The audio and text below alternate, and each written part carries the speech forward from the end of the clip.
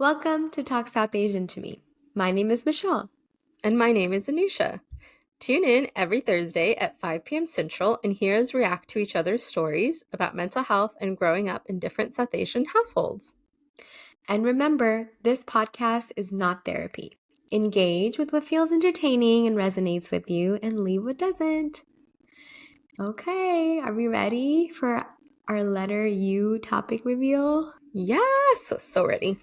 Okay, it is Unpacking Intergenerational Trauma.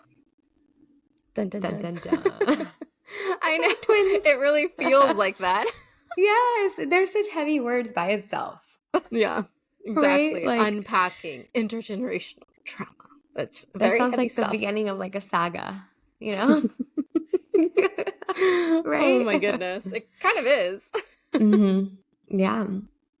So, when I was doing research on this, there's a lot out there, which is good because it is a pretty big topic.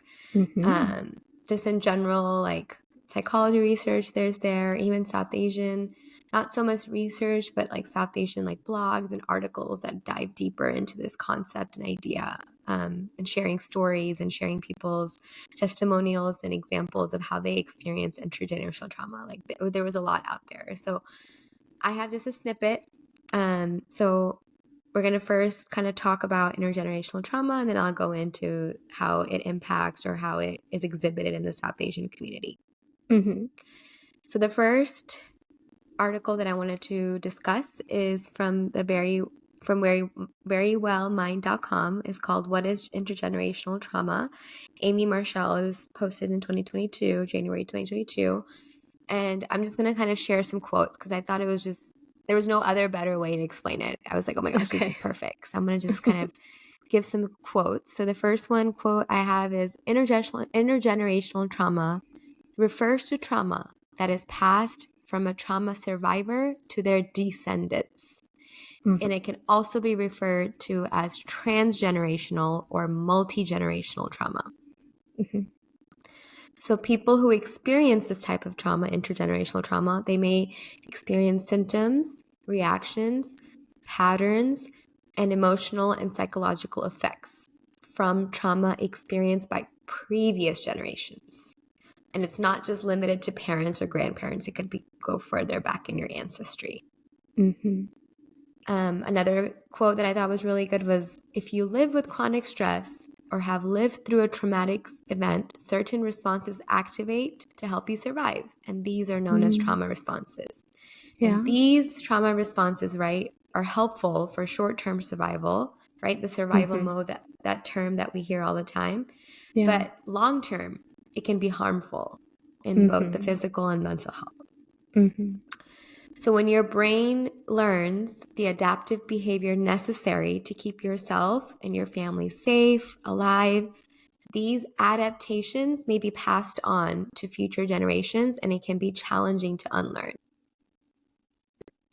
And, I'll go on to more detail about how it's transferred, but, it does talk, there's research out there, and psychologists have shared that it can change the DNA. And change genetic markers. And so that's kind of how it can be passed down as well. Isn't that wild? Right. It is wild. It's like mind-blowing, right? Yeah. So I have an example that this author shared, and I really liked it because I think it was very simplified and basic, but very applicable to this concept. So someone may have grown up in a household where there were generations of yelling and shouting at their children and anger, stemming from a place of unresolved trauma and pain. This may have been because yelling or shouting was adaptive behavior for survival, or they had their own parents yell at them because those parents and those before them didn't have the tools, energy, modeling, support, or space to speak kindly and lovingly to their children due to the constant stressors and the trauma of the historical oppression or struggle that they may have experienced. So I feel like this was like a very basic example, like even something as simple as like your parents having a short temper with you or being angry with you, that could be a result of intergenerational trauma. And I was like, whoa, like that was something new to me. Did you know that? That's actually a part of my story. Oh, me too. Twins. I love that. Hint, hint. Oh, Foreshadowing. goodness. We are bonding over a trauma over here. Oh, boy. I know. Bonding over intergenerational trauma. Next Mm. step. Next Oh, yeah. level. Taking it up a notch. Right. And so this next article I want to talk to you about is actually more recent. It was actually posted in the Washington Post this past June, and it's called "How Does Trauma Spill from One Generation to the Next?" And it's authored by Rachel Zimmerman.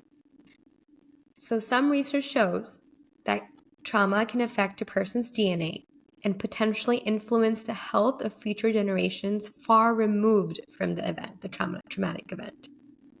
So research have actually investigated whether Holocaust survivors and their children showed changes to what are known as epigenetic markers. These are chemical tags that attach to DNA and can switch genes on or off, which in turn can influence inherited traits or diseases.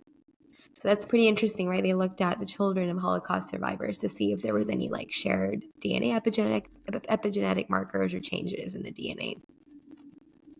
So I like this a lot. It's not the traumatic experience that is passed down, it's the anxiety and the worldview that is passed along. And that was a quote by a developmental and clinical psychologist. And collective intergenerational trauma and racial trauma, so like these large-scale trauma, refer to the psychological distress passed through generations as a result of the historic events, including colonization, slavery, and other forms of oppression. Yeah. So now kind of we understand what intergenerational trauma is, how it can be passed down, and now I wanted to talk about how it might look like, even in present day, like how can intergenerational trauma manifest in your behaviors or your mental health? Do you have any idea before I go in? Like, just want to test your knowledge, like how it would Well, I manifest. actually wanted to take a pause here and just talk about how wild it is. Like, we always talk about like the connection between like the mind and the body and like how things are just passed down and like we have a blueprint that we work off of. And it's just, I love the topic of intergenerational trauma because you really get to see that not just from, like a mental health perspective, an emotional perspective, a mental perspective, but you see that in a physical perspective. Like it changes your genes and those genes are passed on and passed on and passed on. And like, that is just such a wild concept to me. And it's just so cool. So I feel like we need a moment of silence to appreciate how our bodies work. It's crazy. It's a lot. Yeah. I forgot your question. I was too caught up in this. No, you're totally, it is very well. Like even for me, when I was doing this research, like I had to really soak it in and I took my time with it because it's just a lot. It is a lot. My question was really hoping that you would actually, get to that part of the research of like the genetics. I was hoping like you would get to it. Yeah. Because I feel like you do have to dig a little bit to get to that layer. So I'm so glad you did. I wanted to talk about that. No, it's so important to address that because, that's why it's such a big topic in today's world, right? Like it's such a big mental health topic that, our ancestors or great-great-grandparents, great-grandparents, whatever they experience has passed down to us. And all the work that we've been doing for self-reflection, self-work, it's undoing a lot of that, generations of trauma, which is really, really, which can add up to a lot of work. Yeah. Oh my God. Yeah. And do all of that. Right. My question was, how do you think intergenerational trauma manifests in people today? Like say like it was a person that was far removed from these traumatic events that earlier family generations of the family experienced, but how would it manifest in their body or their mental health today? Yeah. Well, the way I see it in my work and just kind of in my own research, I think some of the common ways that it kind of shows up in modern day life is, like you said earlier, especially through anxiety. Like that's a huge one. Not feeling that physical safety in our bodies and constantly feeling on edge, constantly feeling that sense of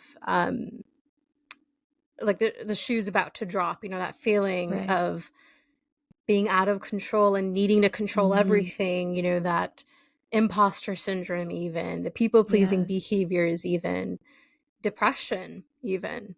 Things like Mhm. OCD can be passed down Right. um, from those epigenetic markers and everything like that. So I feel like these are the most common things that I've heard, and like little examples too of, like I said, imposter syndrome or people pleasing, Mhm. or like kind of subsets of these larger themes of anxiety, depression, OCD, and things like that. That's Right. my guess, my experience. Yeah, no, that's spot on. And I was also kind of going along like how it can show up like in different areas of life too.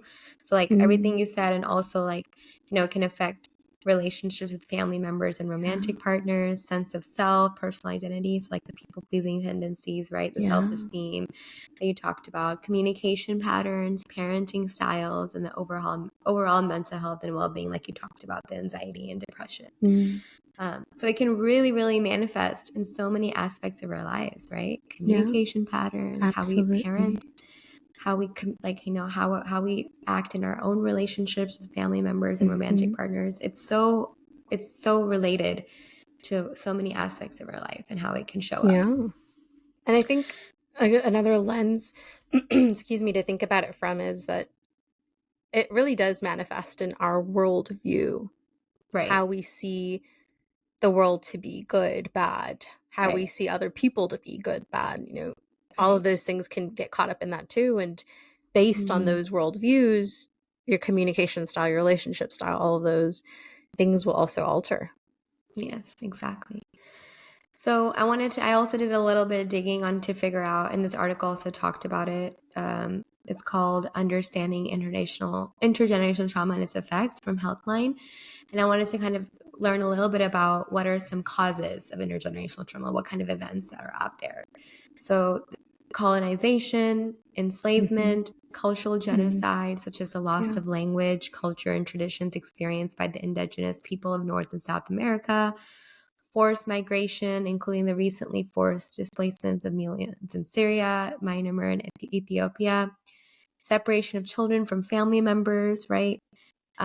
Famine and natural disasters, war, abusive and controlling religious organization, global or national crises, genocide and ethnic cleansing, experiencing or witnessing verbal and physical violence, sexual abuse, or emotional neglect, the death, incarceration, or other loss of a parent, systemic racism, discrimination or oppression, long term financial hardship, or poverty. All of those are not limited to, but are examples of how intergeneration can be caused. Yeah. Um, and the next thing I want to talk about is kind of something that you just tapped into too, is what are some common signs and symptoms of intergenerational trauma? So, like Mm, dissociation, right? Depersonalization, or a sense of disconnection and detachment from your body and feelings, a numbness, emotional numbness, mhm. difficulty connecting with others, difficulty establishing trust, having a hard time trusting others, Mm, feelings of isolation and withdrawal, feelings of shame, guilt, low self esteem, sense of helplessness, yeah. difficulty establishing your personal identity, trouble regulating your mood and emotions. I'm guilty of that, definitely. Tendency to avoid certain people, places, or things, substance abuse, nightmares, intrusive thoughts, anxiety, depression. Now, this is just a few that Yeah. I listed from like a long list that I thought might be like more common and more relatable. So Hmm. those are some common signs and symptoms. Do you feel like I missed any? Do you feel like it's worth mentioning any others that come to your mind? Well, it's kind of like you said, right? The list is long, Mm-hmm. the comprehensive one, if we were to really go through it. I feel like you said, these are probably the most relatable and the ones that come up a lot. Yeah. But I did have a thought around, something that I think, mm, I say this and I think about who our audience is, but I was going to say something that at least affects maybe like us, our generation above. Um, in particular, were the wars that were happening at the time when we were in school, Mm-hmm. the '08, recession, Yeah. definitely COVID was a very Right. traumatic experience for a lot of people. Right. Right. Lots of these recent events can also be like recent roots for intergenerational trauma if we don't deal with some of these things. Right. We don't want to pass it Yeah. down. Right. Yeah. Break that So that's a cycle. good segue because my next thing I was going to talk about is how to cope with intergenerational trauma. Love it. So this kind of, I'm going back to citing the Washington Post article where it was a title, How Does Trauma Spill from One Generation to the Next? And the end of the article, the author talks about how to cope and face intergenerational trauma. So the first step is kind of awareness, right? Understanding the trauma and where it occurred, where is it rooted from, what's happening. And then mind body therapy, body-based therapies like yoga, music, visual arts. So really being aware of your trauma and then also being aware of your own mind and body is going to be important. And then reframing, right? Reframe the damaging stories that, that the narrative that you experience or your previous generation experience, like reframing that and trying to understand that in it with a different lens. So one of the examples that was given under this strategy, like reframing, was there's like a person was saying that this person was having a hard time with self-image, and this person's mom would kind of say like, you're worthless, you're unlovable, you're stupid. And the essence of healing has been the effort to like rewrite this narrative to something more loving, forgiving, and kind, right? Like reframing, like it wasn't towards me, like it was towards something else, or it was a different mindset that was being let out on me. And then conscious efforts, right? Making conscious efforts to help yourself face that trauma. So whether that's seeking therapy, trauma-informed therapy, talking about it, right? Even if it's like trauma that your grandparents or parents experience, like talking about it, bringing it up, encouraging like your family members to discuss it and let it out and let their feelings out. Like, I think it's really important. Like they say, it's really important to address it and not kind of keep it quiet and under like wraps. So it's really important to bring it up. So those were the things about coping.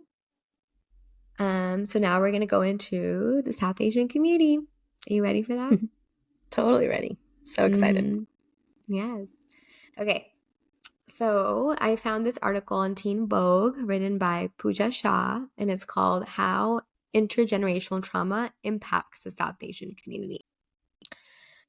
So the concept kind of shapes the identities of so many South Asians that might have experienced like the partition, poverty, lack of education, financial distress, and it's common that a lot of these South Asian a lot of people in the South Asian community haven't really acknowledged or dealt with all this trauma that could be a result of all those things.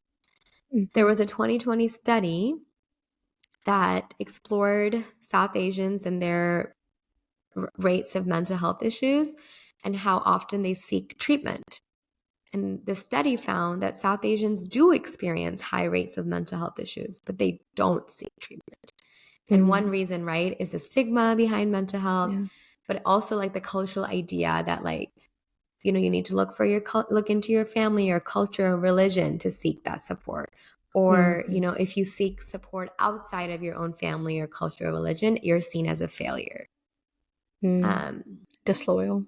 And then this author also talks about like different examples, like people share their different stories. So there's a lot, but I kind of pulled out a few to share today.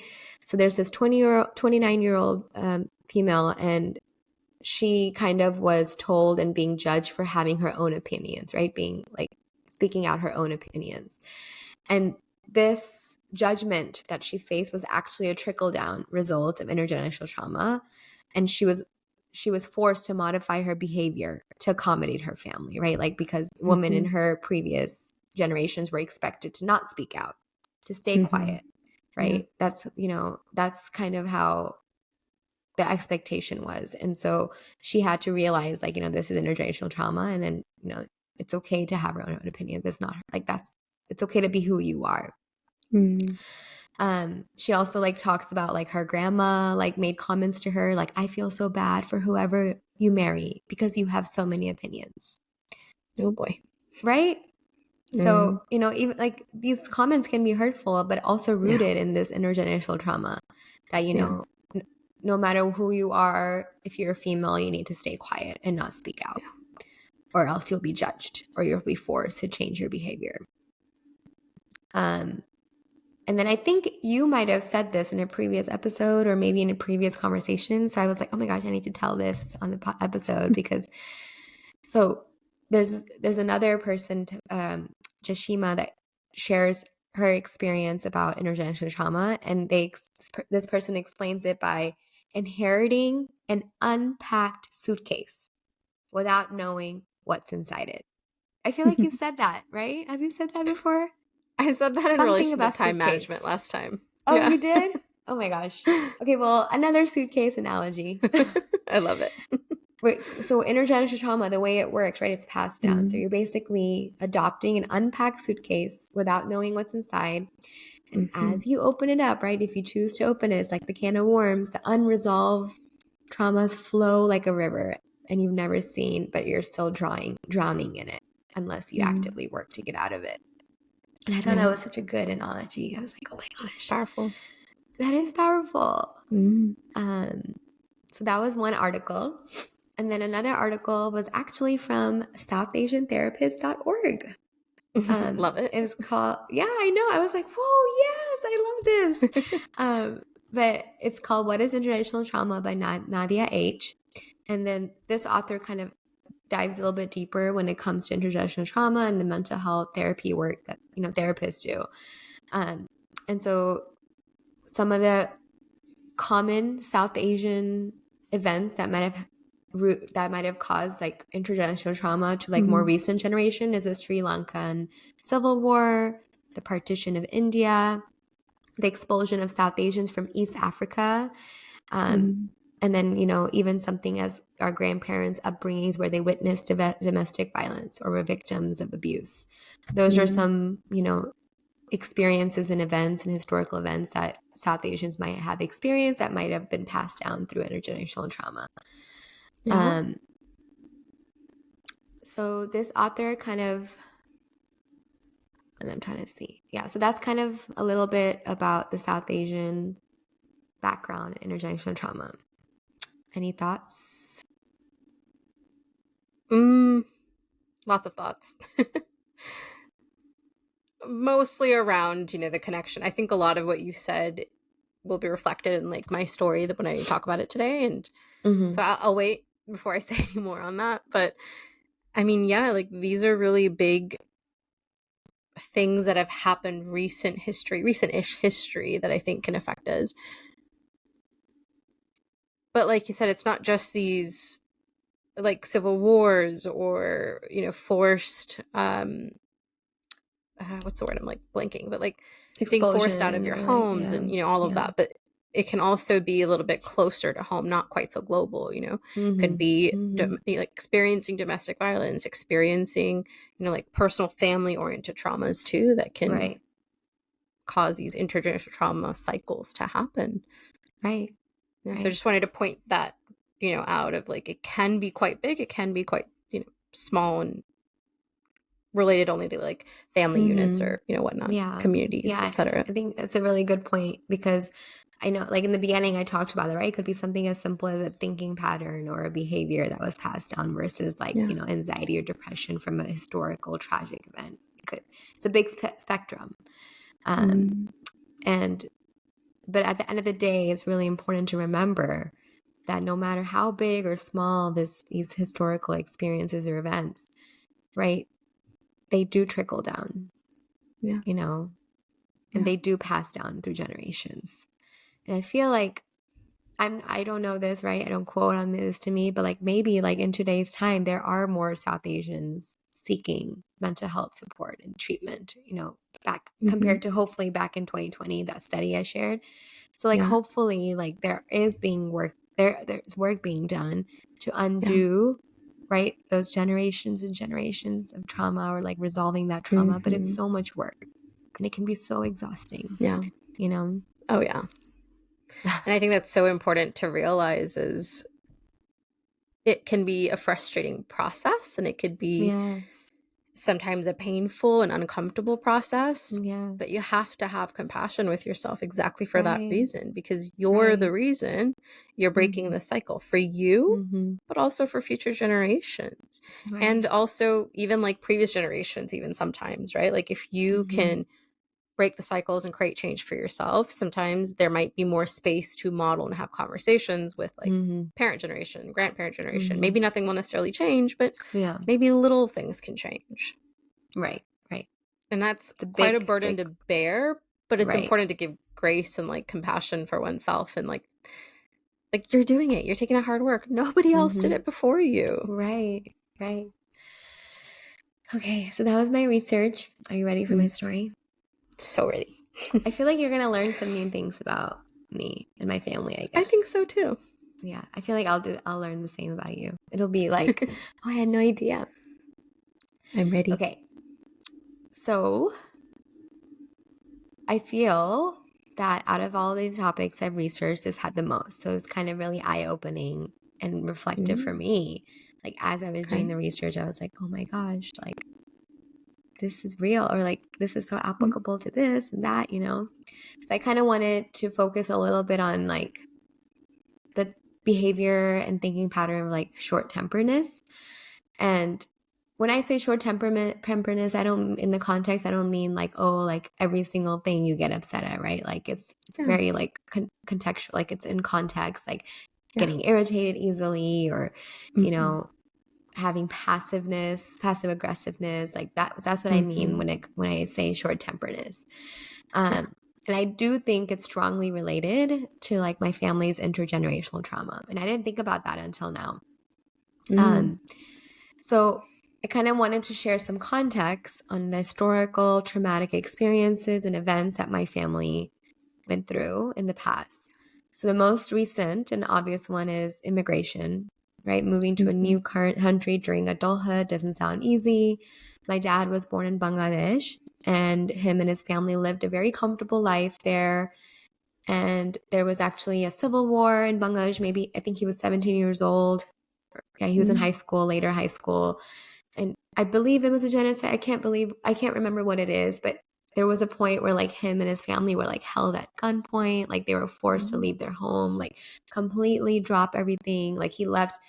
I remember him telling me like he was in Boy Scouts and like he got these awards, and like he never like he it was all left in Bangladesh. Um, mm, and they were forced to drop everything and seek refuge in Pakistan. So the family of mm, nine, I believe it's nine, moved into like from a very like, you know, nice home, like having like their own like comfortable life to like a one bedroom apartment, like the nine people. mm-hmm. So that sounds like a very traumatic event, you know, Yeah. going through that, the whole family. And Mm-hmm. then my mom, she grew up in Pakistan. Her family struggled financially. She lost lots of family members at a very young age, like immediate family members, to Mm-hmm. suicide.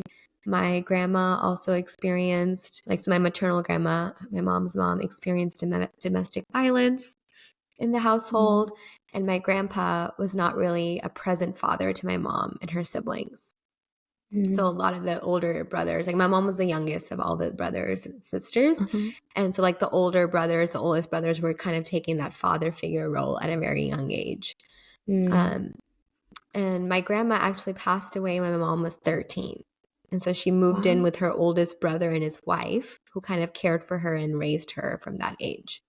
Mm, And I think going back even more, right, with my great grandparents, there was trauma related to how women were treated.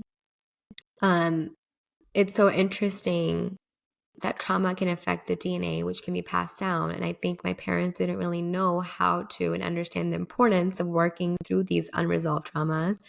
They were always sure. taught to seek comfort in religion and the community. They still do it till this day. Like, I mean, in the beginning, when I first started therapy, they were questioning it a lot. Like, you don't need it. Like, there's no mental health illness that you need to worry about. You're not depressed. You know, Mm, like you're not diagnosed, right? Why do you need it? Like, you can just right. go do prayers, or you can Right. just talk to me, right? Oh, But yeah. yeah, so like that was something that's still a very, like, now it's a little bit simmered down, but Mm, I think it's still there. That's still like their mindset. Um, and then, so like going back to the short temperness, that I mentioned in the beginning, the unresolved trauma I feel like that both of my parents have experienced, right? And they haven't really worked through it, has led them to get like very irritated easily, frustrated easily, right? Like the small things of like any inconvenience, it could cause them to like just grunt or like wash the dishes Right. loudly, or like small things that did affect me as a child, I feel like, growing up. Sure. And definitely I think was passed down to me. I think in some ways I inherited that. And I think it comes out more like with my sister and my parents because I'm more comfortable with them. And when in other of my relationships, I do have that short temperedness, but it comes out in a very different way. It comes out in like frustration and anger. Like immediately, if I have a slight inconvenience or slight, like not inconvenience, but like something doesn't go well or something doesn't go the way I expect, like for me, it's hard to cope with. And I get really frustrated easily, or it's like I angry cry. So like I'm not very outward with my short temper, which is good because I don't want to be, but there is a lot of internal conflict that I'm still working through. And so through therapy and self-reflection, I'm working on undoing it. And I think therapy really helps me outwardly process like my frustrations, or so it really helps prevent that short-temperedness in me to come out.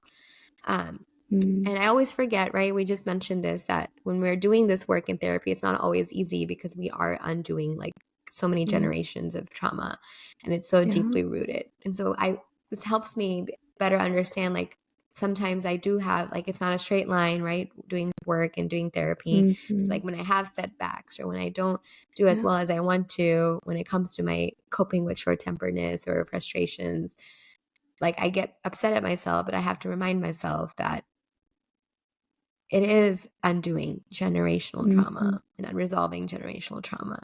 And so it's okay to have setbacks. It's okay to not be perfect through this work. Progress Definitely. over perfection. Right. I love that. Yes, absolutely. That actually surprises me, though. I've known you for such a long time, and I don't think I would ever describe you as short-tempered, ever.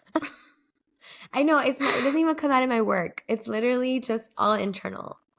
Like that I can believe. Like I it's do all see internal. sometimes, when you get like frustrated or like upset, like I can see you kind of not like shut down, but like you almost like glaze over for a minute and like you have an internal battle, and like I can see that in your eyes. That's what I do. You're just like inside. But I still wouldn't ever describe you as someone who is short-tempered, at least outwardly, that I've experienced. Right. And And I've known maybe you for a like, while. I'd like to think I would have caught that once. And I wouldn't describe myself as short-tempered either. I think it's like the feeling of it that I get, the short-temperedness feeling that I'm literally fighting every time I get it, right? Like the urge of like, oh, like it's not going my way, like this is not okay, or like, I don't know. I'm trying to like think of examples that's not even coming in my head, but like it's just something small as like, I can't even think of it. I think I can understand, though. I've definitely seen you occasionally, like if some, for example, wedding is stressful, right? Right. We're talking about wedding planning right now, and like I don't think it was in the context of wedding. I think we're talking about something else. But like, for example, in the context of wedding, if something maybe like upset you or like you got upset about it, like I could see you, I can picture you in my mind, just kind of being like, and like that's it, like maybe a quick little grunt like that, but internally struggling with those emotions. But quickly kind of, I can also see you and I can picture you. I've seen you do it several times. You like kind of come out of that and you're like, it's fine. I'm getting better at it. It used to spiral more. And like, I think in therapy, like that's helped me stop in the tracks and realize like, hey, what's in my control and what's not in my control, I need to let go. Claps. So, yay. yes. Thank you to my therapist. I'm so proud of you. Thank you. Killing it. And it's so funny, like whenever I have breaks in my therapy, like I feel like crawling back. And I'm like, no, I need some, that shows me like it's not just therapy, but it's also like I need some type of outward processing my feelings, like letting it out by talking about it, or writing on it, like journaling. And I feel like those things are really helpful to help kind of empty the internal conflicts that are going on and give space to, that's like, a great way to put it. Yeah, there you go. You're pouring it out, whether it's verbally or on paper. To empty your cup. I love that. It's like a different cup analogy, I guess. You don't want an overflowing cup when it comes to capacity and mental health. And you want to empty it. You want to relax. There we go. I love that. That's such a great example, though. I love that. Thanks. I just thought of it. Amazing on your feet. Thank you. So yeah, that's my story. I didn't want to like go into every single details. I tried to keep it on one kind of surrounding one thing that I feel like is rooted in intergenerational trauma, and it's just part of everyday life. Like, you know, so. Gotcha. I love it. Well, you're right. I definitely did learn a little something new, lots of something new. You know, I had no idea that about your parents and like their upbringing and like the way that they've experienced so much trauma in that way. I mean, it's a lot. It really, they don't even talk about it. Yeah, you know? I'm sure. I did have to get permission from them to talk about this because I was like, this is heavy and this is their story, you know? Yeah, but, that's so sweet. Yeah, but I love that. Even like bringing it up, sometimes I get nervous. Like I don't want them to be upset. Yeah. Like, oh, can I talk about this? And they like have all these flashback memories probably when I bring it up. So. I'm sure. Yeah. Yeah, I mean, these are really heavy, like we are talking about very traumatic things, but they're also, I suppose, if you look at it on the other side of the coin, opportunities to rewrite, opportunities to regulate, opportunities to heal. Right. Yeah. But I love that you asked for permission because there's a part of my story where I actually didn't ask for permission to talk about it. So my disclaimer was, I'm not going to tell all the details. Here's the highlight. There you go. It's okay. I love that. It's also part of your story. You're thinking of that. Right? It's also part of your story. It's part of the intergenerational trauma, which affects you. Because it's the you inherited Unpack Suitcase that you didn't know what was inside. Unpack Suitcase. I did not. What a surprise. I love it, right? Wasn't that amazing? Like, it was part of our title, like Unpacking Intergenerational Trauma. Like, I know. Unpacking it's a suitcase. Perfect. Right? It's so perfect. I love it. It's all coming together. Right? It's full circle. I know. It was meant to be, this analogy, this article. Right. Well, you want to hear a little bit of some of it is my story, some of it is just my experience. I kind of threw it all together. Okay. You ready for this? Yes, I'm ready. Unlike you, I ended up being a little kind of like going down a rabbit hole and then pulling more rabbit holes and pulling more rabbit holes. So this is going to be a bit of a story. You ready? Buckled in? Buckled in. Okay. The first thing I kind of wanted to address real fast before we dive into all of this is kind of the opposite of what you said. You know, earlier you said it's important and necessary, or helpful at the very least, if not necessary, for, you know, like family and like the older generation to be able to talk about these things, to be able to unpack these things, to be able to just not like hush and like just keep suppressing it. Absolutely agree with that statement. Totally agree with it. But in my experience, the older generation, at least in my family, parents and upwards, pretty much very hush-hush about their whole life experience, honestly. They're very reluctant to address. Yeah. It's not. But it's also kind of sad, you know, just knowing that even in just being able to talk about it with family and like acknowledging it with yourself, with others, like that can be such a healing experience, but there's such a denial of any mental health things that would have come out of these experiences, childhood experiences or traumatic experiences, whatever the experiences are. They just don't, in my experience, don't see it as trauma. They just see it as, it was a difficulty. It was a hardship.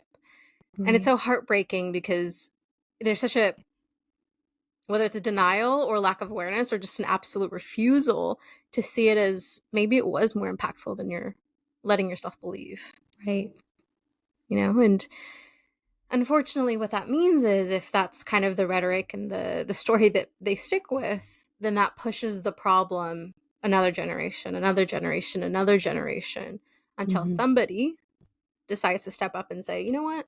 I know something is off here. I know we can do something about this. Let's break it. Yeah. And then all of that fun, hard work falls to that person to break it. Right. But they will break it because they're there and they're trying. So that that is me. That falls to me, at least in my current generation. And I hope, Mm-hmm. and I'm trying to model for the younger generation, the ones right after me, all my younger siblings and cousins, not siblings, cousins, for them to kind of not need to go to therapy to break their own cycles, Right. being able to model these behaviors so they don't maybe have to go to therapy, or at least they don't have to Yeah. do as much work in therapy if they do. It's a big task. You're undoing / modeling. That's a It is a lot. big Look at task. you. So proud of you. Thank you. um, as I was thinking about this topic though, and like my experience with it, and like what I know about it, I think some of the things I'm going to talk about stem really as far back as like colonization. Mm-hmm. I personally, I'm not aware of any specific traumas from like the partition and how that affected our family per se, because again, they don't really talk about Mm-hmm. fun, light childhood stuff, let alone like the heavy things. So Right. I'm not aware of it. I'm sure there is a story there. I just don't know. Colonization one is really just a very prevalent one, and you'll see why in a second. So I'll talk about that first. Okay. So with that, I think the way that it showed up, all of this, intergenerational trauma around the colonization is kind of, I see it as like two, threefold. One is colorism, right? That's a Mm-hmm. big one. I grew up very much around Fair and Lovely ads, the cream Yeah. for brightening and lightening your skin. And at one point, I remember not only using that cream, but I also like bleached my face one time. Oh my gosh. I know. Never did it again. It was a one-time thing. Oh my goodness, would never do that again. Definitely don't recommend it. Absolutely not. Mm-hmm. It burns. Not good for you. Very heavy Yeah. chemicals. Don't do it. Yeah. Uh, and of course, the very typical thing of like not being out in the sun a lot, not spending Mm-hmm. too much time outdoors, not going to the pool too much, especially in the summer and Mm-hmm. things like that. Mm-hmm. These all seem like little things, but they stem, if you really look at it, all the way back from, colonization times of that's where the shift into colorism really happened. I Right. might be wrong, don't quote me on this, but from my experience and from what I've read in the past, pre-colonization, colorism wasn't really a big thing. We Right. celebrated darker skin. Like that wasn't something we, like Aspired had for. Yeah. prejudice against and like things Yeah. like that. So that's definitely one big one that was pretty Mm-hmm. pervasive in my childhood. And I think that's definitely changing now, which I think is great. Good. Yeah. Um, the other ways that I see colonization kind of impacting some of this trauma that we're passing down is through feeling inferior, Mm-hmm. particularly inferior to Eurocentric standards of beauty. They're just seen as like better, ideal, Mm-hmm. right? And I think the reason I think that is because that's also where like the imposter syndrome and people pleasing in like workplaces now and like those things kind of stem from too, because you see Right. yourself as needing to prove yourself more. You see Mm-hmm. yourself as less competent, and like that affects a lot of POC, but especially, women of color, Right. right? And especially like South Asians and like Asians in general. I see that a lot. Yeah. Yeah. So I think those are some of the ways that I personally have seen and experienced the suitcase of, stemming from colonization time period. Mm-hmm. Mm-hmm. Um, but I think another one that I'm going to tie into another story is a sense of like othering, like it was very Mm-hmm. divisive period. And like I'm certain this, I remember very clearly, the caste system really rose more into prevalence around or after colonization. Mm-hmm. So a lot of the othering things, othering people happened. And Mm-hmm. as a result of that, the exact opposite was like really cultivated, which was loyalty to the family, keeping things within the family, keeping the secrets, Mm-hmm. not talking to other people, airing your, dirty laundry, as it Right.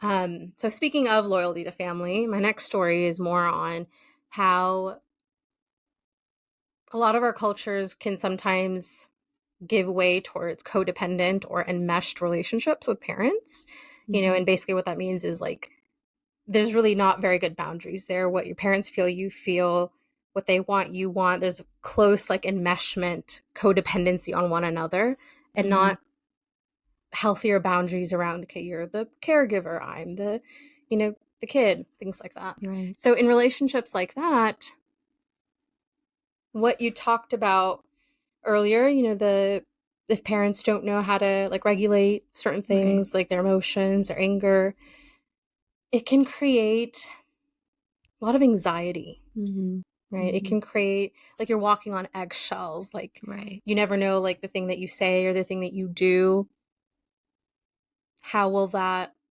like what will that elicit in your parent? Will they get mad? You're constantly feeling that anxiousness, that fight or flightness. Yeah. And that stems, like you said, because of their inability to regulate, because of probably their parents' inability to regulate, which resulted probably in their parents' inability to regulate, and like so forth and so forth. Because somewhere along those lines, they stopped being able to regulate themselves because they themselves, wherever that line started, they were in a fight or flight. Due because to of like whatever was happening. Yeah, whether, partition, the genocide, the colonization, whatever trauma was happening, even domestic violence, something was happening. They weren't able to regulate. And so that just kept getting passed down and passed down and passed down. Right? Right. So that's more of an observation. A personal story stemming from that is, as I've talked about in the past on this podcast, like when my mom was going through her grief over her dad's death, like she had a lot of unprocessed and suppressed grief. And so that, in addition to the way that it kind of presented itself, one of the ways was her need to have more control because she didn't feel like she had control. She didn't get to see him before he passed away.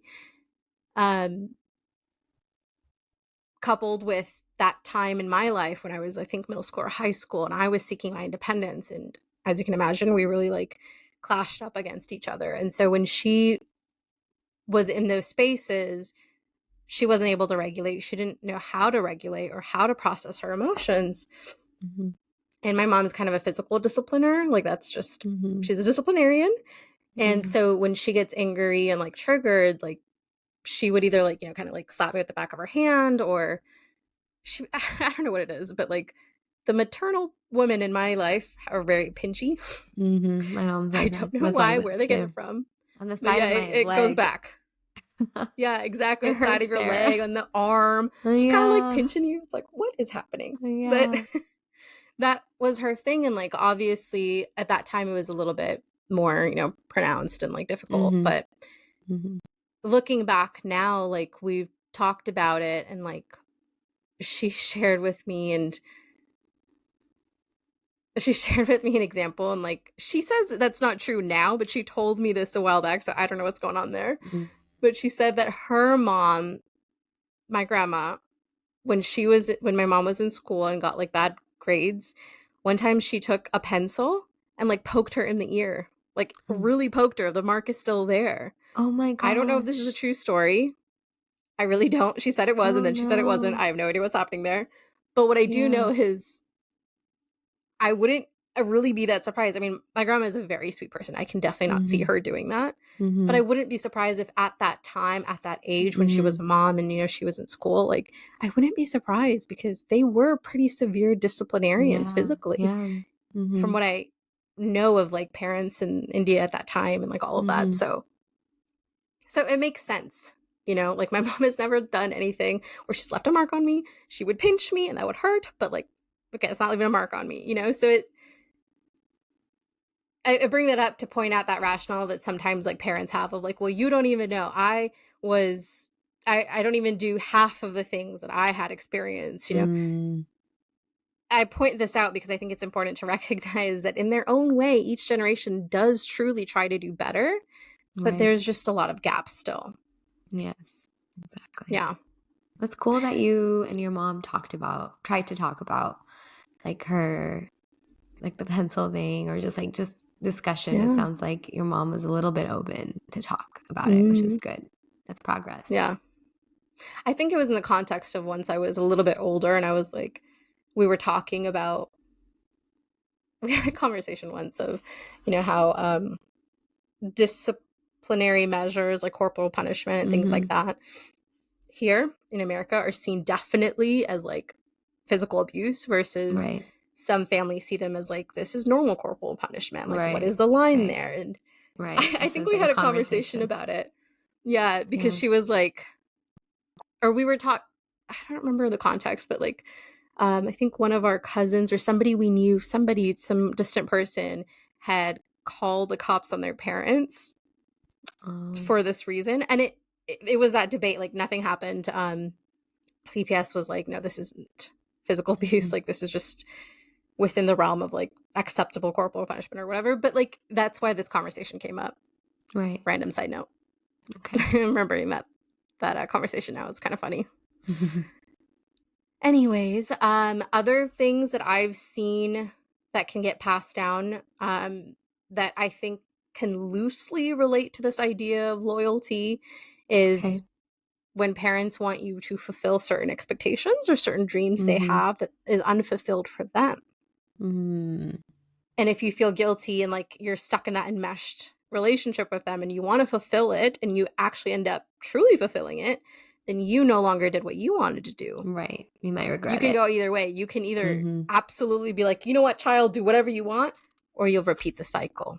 You'll make your You'll kid pass do it the thing that down. you felt unfulfilled. Yeah. Right. Wow. So that, That makes I think, sense. with my mom shows up in two things. My mom wanted to be a doctor, and she almost was a doctor, but then she got married young and had me, and then decided, you know what, never mind. So there's that. And she always wanted to be a classical dancer, but her dad did not approve. So those are the two things my mom pushed me into. Wow. I mean, obviously I'm not a doctor. She didn't successfully push me into it because that's impossible. You have to want it to be a doctor. But she did push me into being a classical dancer for a really long time. And while I can appreciate it now, I definitely did not appreciate or like it then. Yeah, like that's So eye-opening too. Like, that makes sense. yeah, It's such a common story too, like your parents having expectations for your career, especially in the yeah, South Asian community, I feel like. yeah, And that could be for lots related of to things, intergenerational trauma. You're right. Like they weren't able to do what they Yeah. wanted, so now they're passing it on. The expectation. It's a cycle. Exactly. It's a cycle. Yeah. And then I have an example or two from trauma that can get passed down from like patriarchal societies. So when it comes to patriarchal societies, I think as it is, patriarchy, right? If our mothers or grandmothers, if they've experienced a lot of oppression, whether like explicit oppression or like kind of subtle, they're usually taught verbally or non-verbally through modeling to ignore their own needs in service for, the men in their life.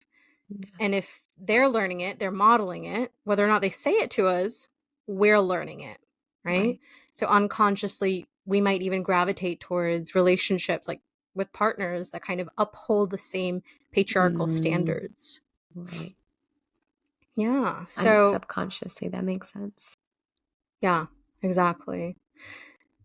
And I think this can sometimes show up in little ways, like really subtle ways that maybe you don't immediately think of, but like things like when people ask like the guys in the family, like, what do you guys want to eat? Or like, where do you want to go out? Or what can we make for dinner? Instead of it being, like A a collective conversation decision, and like, yeah. hey guys in general, rather than hey guys, the gender, right? Right. That, I'll be honest, I've experienced a little, but not consistent. At least not that I can think of. But I've definitely seen it. Even if I haven't experienced it, I've seen it happen. And it's always that reminder of like, oh yeah, like your preferences aren't as important. Like the guys usually eat first at parties. That's one way that it really shows up. Oh yes. That They I've sit at the main noticed. table. They sit at the table. The girls sit in like the couches or like off to the side somewhere. Yeah, or and stand and eat. Or stand and eat, yeah. And the guys always serve themselves first and like examples of how that looks. Right. Another way that I do attribute this to patriarchal trauma.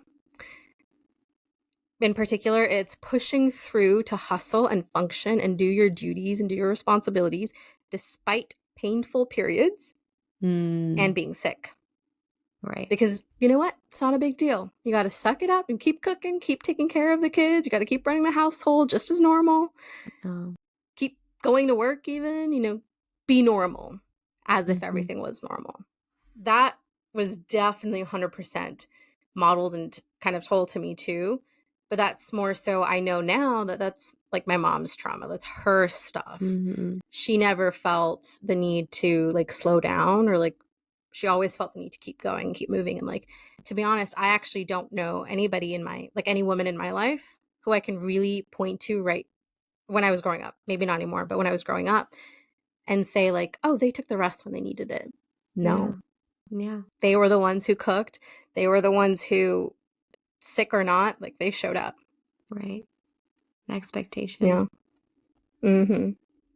And I definitely attribute that to the patriarchy because otherwise, like for example, now if that were to happen, happy to say that I know that there are several like men who will step up and be like, all right, let me order in or let me make something simple and like, Right. Allow, anyway, I hate that I just said allow, but like basically give space for, the women to just rest, to heal, Actively to do what she undoing that needs. patriarchal trauma, maybe. Yeah, Actively undoing it, exactly. right? Being like, no, Yeah, I'm going to do something now. yeah, exactly. And the last example I will talk about is, as you said, the immigrant experience. That was a very traumatic thing in general.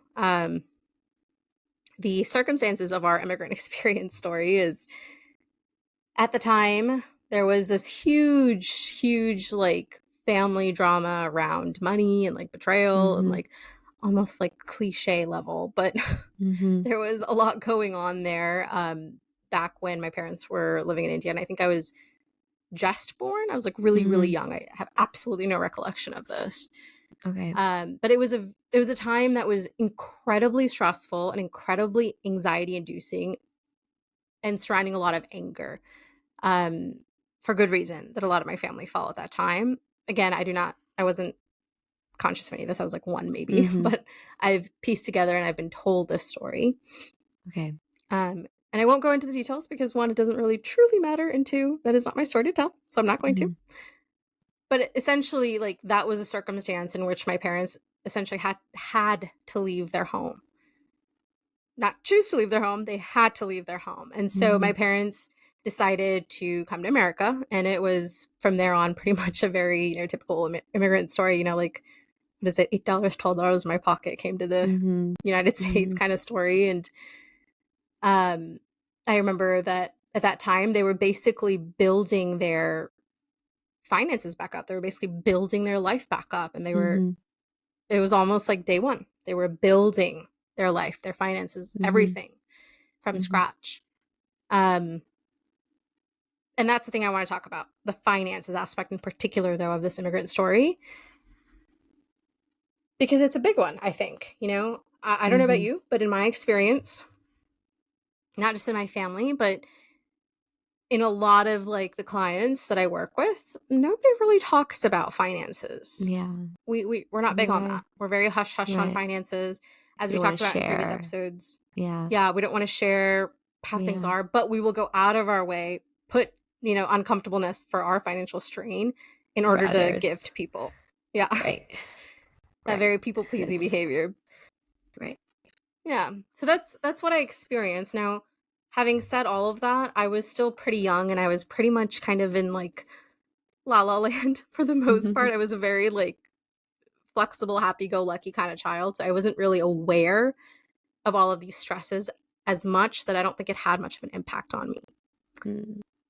And then once my parents established their, and like established their home here and like started working hard and like et cetera, flash forward, they were living a bit more comfortably. From what I remember, they never truly had a scarcity mindset.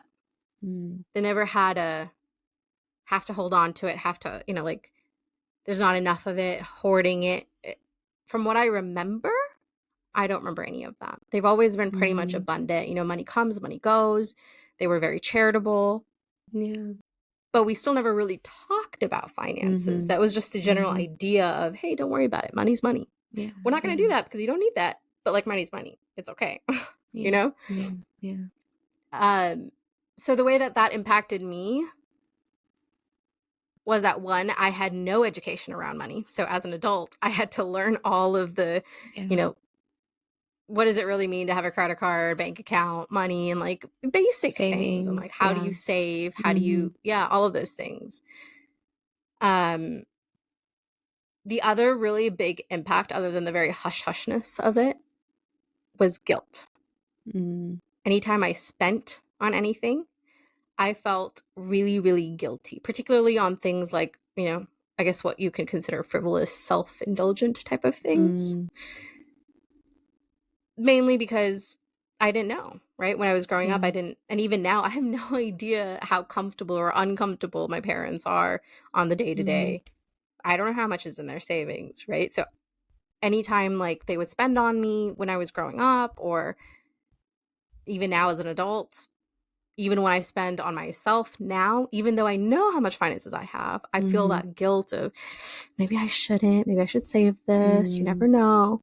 Because even though they didn't trickle down the scarcity mindset, not knowing created scarcity mindset for me. Or Had an effect. I wouldn't say scarcity mindset, actually. I would say more just fear and anxiety with an abundance mindset still. So it's kind of straddling both of those things. Yeah. But, like I said, it's something that I became aware of, right? Through therapy, of course. And I've been working on like educating myself and empowering myself to learn. And there you go. Most importantly, reminding myself that if I'm going to break this cycles plural, and I'm going to model it for my parents, model it for my aunt and uncles, model it for the little kiddos, then that means I need to truly trust myself, that I know what I want, that I know what's right, what I value, and just, like lean on my internal wisdom rather than all of these like things that people say and like low-kicking and like this is the way we've always done it, and why are you doing it like this? Do it like this. And it's like, I could, but I could also just listen to my voice and like what I want and what I know to be true for me. It's hard, but therapy has definitely helped me recognize my programming, challenge my programming, and learn to trust in myself. And obviously it's not perfect. Like we are still on the journey. We are still working on it. Yeah. But like you said earlier, progress over perfection, and any progress is still progress. So we're on our way. We're on our way. It doesn't have to be a straight line. Yeah, exactly. Yeah. So that's my story. When I thought about it, these are the examples that kind of readily came up for me and like how I tied them back to certain things. Yeah, no, it's very insightful. I feel like I relate to a lot of them too, especially the financial one that you shared. Like, I feel like it was almost like a protection. Like my parents did something similar too, where like it was an abundant mindset, but then it was also not educational, or like it didn't really prepare me to be on my own. Yeah. And I had to figure that out independently. But I feel like in some conversations, like I've asked, like, why didn't you have me worry? Like, my non-South Asian friends would have allowance, or like, they would have like to figure out like how to save up for a certain toy or a certain game they wanted, right? I never had to worry about that. I would just ask, like, can I have this? And they would give it to me. And so I would like question, like, I've recently had this conversation, like, why did you, like, what was the reason? And I think it was well-intentioned, right? My parents said it was because we wanted to protect you from what we had to face when we immigrated and had to start from the bottom up. Absolutely. But then again, it was like the other side of the spectrum, like you said, like it created it can cause such fear and anxiety when you have to be on your own and when you have to figure out your finances and maybe you're learning through mistakes, right? And so it's completely relatable. Thank you for sharing. And I totally second that. I know for a fact, like, my parents were absolutely overprotective of me, and like they tried to shield me from all of these things, and money was definitely one of them. But like you said, like, I appreciate the intention, but it didn't really have the helpful effect that it could have had they shared a little bit healthily. We don't want to, we also don't want to like overly dump all of our like Mhm. money stuff on kids. Like they do not need that. Right. But healthy learning and teaching, there's a place for that. Yeah. Yeah. Mm. This was insightful. Thank you for sharing. Yeah. All right. Well, shall we wrap up then? Yep, that sounds good. Okay. So, as a reminder, if our podcast today, the episode on unpacking intergenerational trauma, resonated with you, and you'd like to share your story or discuss our stories, let us Mhm. know and ask any questions or share anything you want with us at our email, talksouthasiantome@gmail.com. Or alternatively, you can DM us at any of our socials at the handle at talksouthasiantome. We would love to hear from you. Yeah. All right. Yay. Well, until next time, see you guys. All right, bye.